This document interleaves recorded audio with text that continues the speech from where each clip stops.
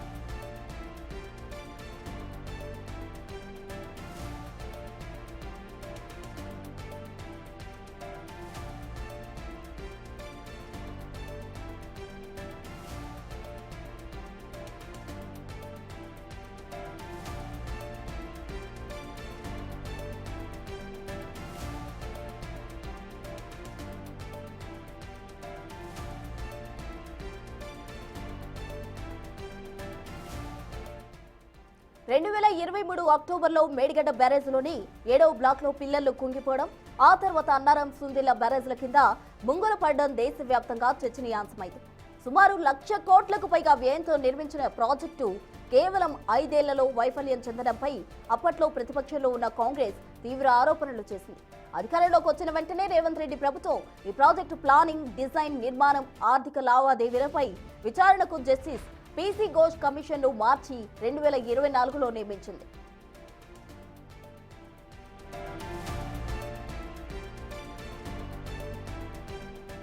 Justice Ghosh తన విచారణ అత్యంత పకడ్బందీగా నిర్వహించారు. ఆయన స్వయంగా మేడిగడ్డ, అన్నారం బ్యారేజ్లను సందర్శించి పగుళ్లు, కుంగిన పిల్లర్లు పరిశీలించారు. ప్రాజెక్టుతో సంబంధం ఉన్న మాజీ, ప్రస్తుత ఈఎన్సీలు, చీఫ్ ఇంజనీర్స్ ను పిలిపించి విచారించారు. వారి నుంచి అఫిడవిట్లు సేకరించారు. విజిలెన్స్ అండ్ ఎన్ఫోర్స్మెంట్ రిపోర్టులు పరిశీలించి వేల కోట్ల రుణాలు ఎక్కడెక్కడ ఖర్చయ్యాయో ఆరా తీశారు. మాజీ సీఎం కేసీఆర్, మాజీ నీటిపారుదల శాఖ మంత్రి హరీష్ రావులకు నోటీసులు ఇచ్చి వారి నుంచి వివరణ కోరారు. చివరకు సెప్టెంబర్ 2025లో కమిషన్ తన సమగ్ర నివేదిక ప్రభుత్వానికి సమర్పించింది.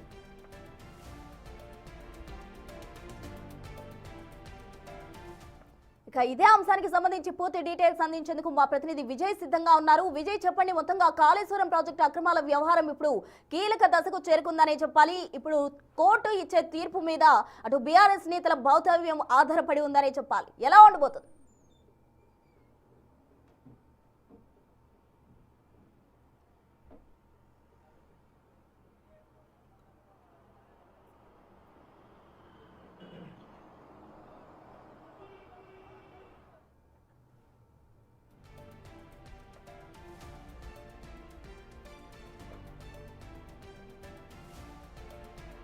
కాళేశ్వరం ప్రాజెక్టు అక్రమాల వ్యవహారం ఇప్పుడు కీలక దశకు చేరుకుందనే చెప్పాలి. గత బీఆర్ఎస్ గవర్నమెంట్ హయాంలో నిర్మించిన ఈ ప్రతిష్టాత్మక ప్రాజెక్టుకు సంబంధించి కాంగ్రెస్ ప్రభుత్వం వేసిన జస్టిస్ పీసీ ఘోష్ కమిషన్ నివేదిక చెల్లుబాటుకు సంబంధించి నేడు తెలంగాణ హైకోర్టు తీర్పు వెలువరించబోతోంది.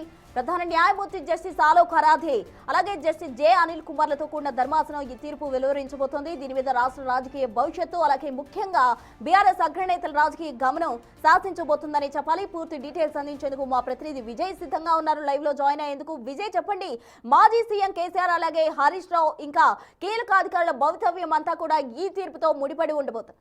ఎలా ఉంది?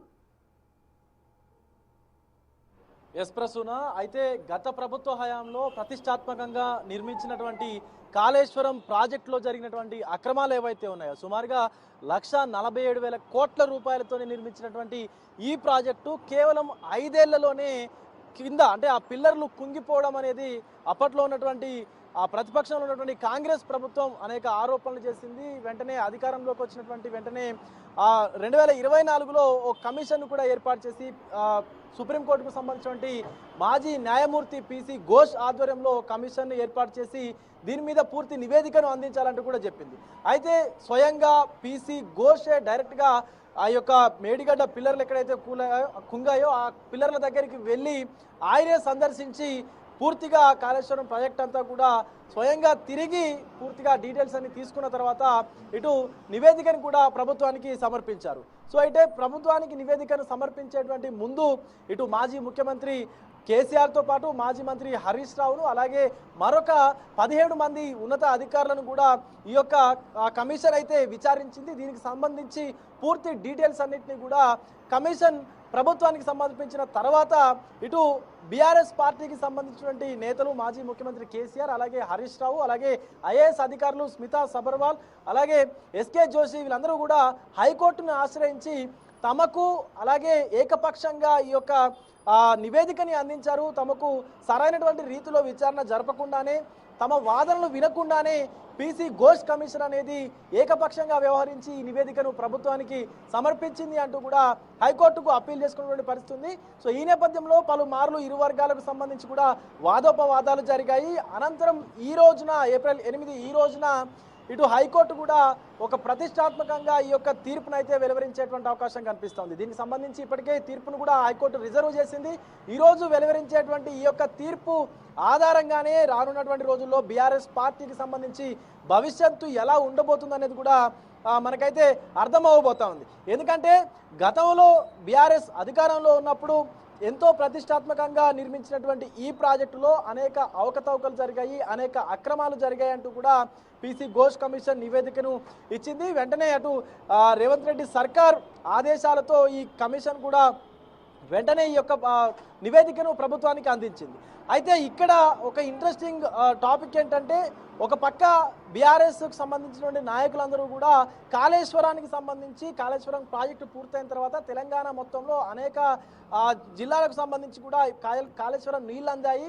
సో అనేక లక్షల ఎకరాలు సాగులోకి వచ్చాయంటూ కూడా చెప్తా ఉన్నారు. కానీ కాళేశ్వరం సుమారుగా 1,47,000 కోట్ల రూపాయలతోని వ్యయాన్ని ప్రజాధనాన్ని ఖర్చు పెట్టి నిర్మించినటువంటి ఈ ప్రాజెక్టు కేవలం 2 లక్షల ఆయకట్టుకు మాత్రమే ఉపయోగపడినట్లుగా అక్కడ అధికారులకు సంబంధించినటువంటి కమిషన్కి సంబంధించినటువంటి లెక్కలు చెప్తా ఉన్నాయి. అండ్ అలాగే ప్రాజెక్టు నిర్మించేటువంటి ముందు ఒక దగ్గర అనుకొని దాన్ని తర్వాత వేరే ప్రాంతానికి అంటే ఇక్కడ కాళేశ్వరానికి మార్చడానికి వెనుక కారణాలు ఏమున్నాయి, అలాగే కాళేశ్వరం ప్రాజెక్టుకు సంబంధించి తీసుకొచ్చినటువంటి వేల కోట్ల రూపాయల రుణాలు ఏ విధంగా ఖర్చు చేయబడ్డాయి అనేటువంటి కోణంలో కూడా ఇటు పిసి ఘోష్ కమిషన్ అయితే ప్రభుత్వానికి నివేదికను కూడా అందించింది. అలాగే అసలు ఆ నేల స్వభావాన్ని తెలుసుకోకుండా అంటే అక్కడ ప్రాజెక్టు కడితే నిలబడుతుందా లేదా అన్నటువంటి కనీస అవగాహన లేకుండా ఇటు ఇంజనీరింగ్ వ్యవస్థ ఎలా పనిచేసింది, చీఫ్ ఇంజనీర్స్ ఎలా పనిచేశారు, అలాగే ఆ నీటిపారుదల శాఖ మంత్రిగా ఉన్నటువంటి హరీష్ రావు పాత్ర ఈ యొక్క కాళేశ్వరం ప్రాజెక్టులో ఎంత మొత్తం ముద్ర ఉంది అనేటువంటి కోణంలో కూడా విచారణ జరిగింది. అండ్ అలాగే ముఖ్యంగా ఏదైతే అధికారులను విచారించి వాళ్ళు స్టేట్మెంట్ రికార్డ్ చేశారో అధికారులందరూ కూడా అప్పటి మాజీ ముఖ్యమంత్రిగా ఉన్నటువంటి కేసీఆర్ చెబితేనే మేము ఈ యొక్క ప్రాజెక్టుకు సంబంధించి అన్ని అనుమతులు ఇచ్చామంటూ కూడా చెప్పినటువంటి పరిస్థితులు ఉన్నాయి. సో వీటన్నిటినీ ఆధారంగా చేసుకొని నేడు ఒక తుది తీర్పునైతే హైకోర్టు వెలువరించబోతా ఉంది. సో ఇది పూర్తిగా తెలుగు రాష్ట్రాల్లో 2 తెలుగు రాష్ట్రాల్లో కూడా ఒక ఉత్కంఠనైతే రేపుతాందనే చెప్పాలి. ఎందుకంటే అటు బీఆర్ఎస్కు సంబంధించినటువంటి భవితవ్యం ఈ యొక్క కేసు అంటే ఈ యొక్క తీర్పు అనంతరం ఎలా ఉండబోతోంది అనేది ఒక స్పష్టత అయితే వచ్చేటువంటి అవకాశం ఉంది మనకి ప్రస్తుతం. Right Vijay, thank you.